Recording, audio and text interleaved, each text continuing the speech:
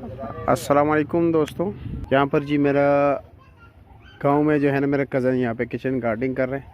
माशाल्लाह काफ़ी ज़्यादा उन्होंने पौधे लगाए। ये अनार देख सकते हैं, माशाल्लाह अनार लगे हुए जी। इसमें भी ये दाने देख ले जी, माशाल्लाह बड़े साइज़ के जी, ज़बरदस्त। और हाँ, इसमें बहुत बड़े दाने थे, लेकिन यहाँ पर बच्चे छोड़ते नहीं हैं।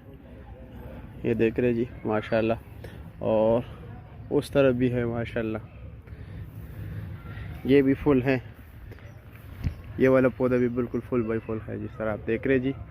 और ये आपको मैं वाइट इंजीर भी दिखा देता हूँ। ये खुबानी की दरख्त है जी, ये भी अनार का है, लेकिन मेरे ख्याल में इसमें नहीं लगे हुए जी। इधर शहतूत के भी है कुछ।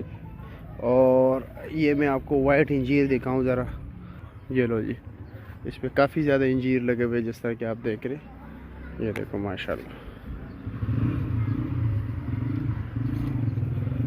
ये तो बिल्कुल भरा हुआ है जी फ्रूट से, लेकिन अभी ये छोटा है इस वक्त। एक वो इंजीर है, उसको कोई बीमारी लगी हुई है, इसको पत्ते से आपको अंदाज़ा होगा अगर किसी को इसका भी हल्का पता हो, लेकिन फ्रूट तो है उसमें भी।